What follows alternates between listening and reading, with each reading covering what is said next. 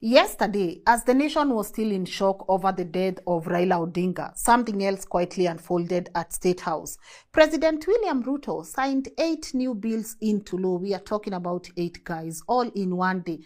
And not just any bills. These are laws that now touch the very core of our lives, our land, our digital space, our economy, our privacy, and even how we live and trade online. To many Kenyans, that timing felt off. I mean, as the country mourned one of its most consequential opposition leaders, the government was busy reshaping the nation's future. Guys, here are a couple of comments from you on X. Anne said, we shall revisit this. The fact that you've chosen to post this right now means those bills are suspect. You know very well Kenyans are distracted by Baba's death. We shall revisit. And then Kibet said, there's something mischievous about these bills, but I can't quite put my finger on it. Time will tell. First, they are being assented into law while everyone is focused on Raila. If you are paying attention to even the president's Twitter account or the X account, people are really waiting for a condolence message, right?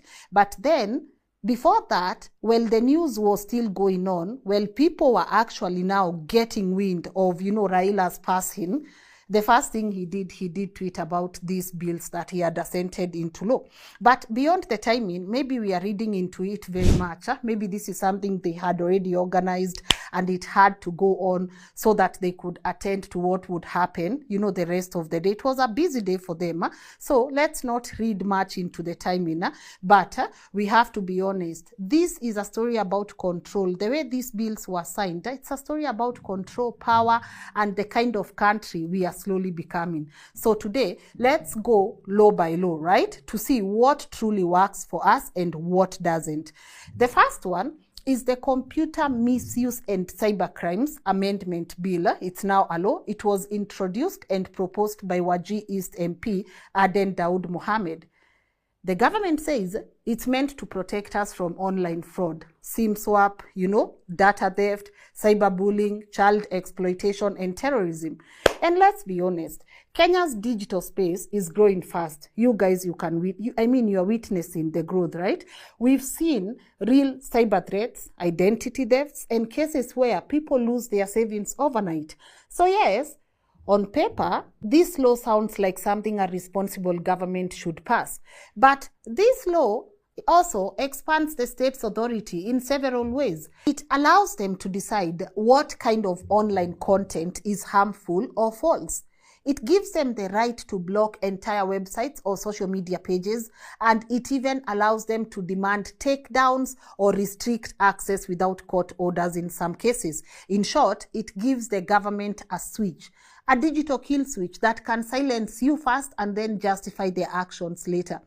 This law doesn't just target criminals. It quietly gives government agencies expanded powers to take down online content, block access to websites, as we've said, and even monitor digital communications, all in the name of national security.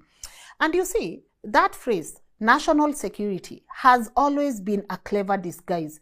It is the magic line or the magic words every government uses when they want more control without being questioned. The same law that can stop a hacker from stealing your data can also silence a whistleblower exposing corruption. The same power that is going to protect your child from online predators can also be used to arrest journalists, bloggers, or anyone who dares to speak truth to power. Groups like Article 19, a respected international human rights organization, have already warned that this bill threatens Kenya's constitutional right to freedom of expression. They said the language in the law is dangerously vague. Terms like false information, harmful content, and threat to public order have no clear definition.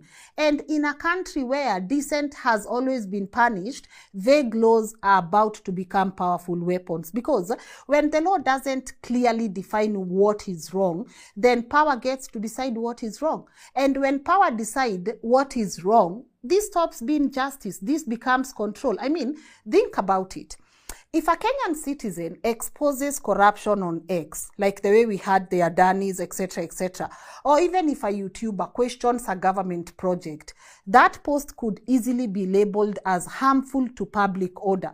And once that label is applied, your content can be deleted, your account can be frozen, or your channel can actually be pulled down, all perfectly legal, of course, thanks to this law. So yes, the government can now say, we are protecting you from scammers. But what they don't say is they are also protecting themselves from you, from your truth, from your ability to mobilize, document, and expose. When Ruto's administration faced protests earlier last year and this year, activists and journalists were always being arrested under the existing Computer Misuse and Cybercrimes Act of 2018. Now, imagine those same arrests under a law that gives the state even broader powers. It is going to give them the faster triggers and fewer checks. This is definitely not about keeping us safe online. It's about keeping us quiet online. And look at the timing. As the country was busy mourning Raila Odinga, a man whose political life was built on the right to question power, a new law was signed that makes questioning power even riskier. That is not a coincidence. The truth is, this is not about cybercrime alone. This is about control. Control over narrative, over information, over truth itself. And when a government begins to control the story, it begins to control the people. And that is how democracies are dimmed. Not through coups, but through quite well-drafted laws that look harmless until they are used against you. And guys, the fine for this is something else. 10 years or 20 million fine. So I can see a lot of you will be thinking, should I tweet this or should I not? Should I tweet this or should I not? I don't know what you guys think about this law. I get it. There are so many crimes that needed to be curbed, but I think someone also saw an opportunity to bring in something else. So you guys feel protected, but they also take your voice from you. I don't know. You guys tell me on the comment section. But let's move into another law that quietly made its way to the president's desk. This is the privatization bill of 2025. And this one doesn't deal with, cyber or etc. It deals with ownership of what belongs to all of us. The bill was introduced by the National Treasury and Economic Planning Ministry and sponsored in Parliament by Kimani Ichung'wah, one of President Ruto's most trusted political allies. Kenya had already replaced the old Privatization Act of 2005 with a new framework in 2023. The 2025 bill reenacts and revises that framework after legal challenges and debate over Parliament's approval role. The earlier 2023 law removed Parliament's direct approval requirement. The 2025 law continues that shift with ongoing dispute about the extent of parliamentary oversight. Here is what this means in plain language, right? Before, if the government wanted to sell a public company, a public company, say Kenya Pipeline, Kenya Ports Authority, Mumias, or even parts of KICs, whatever public company you guys know, it needed Parliament's approval.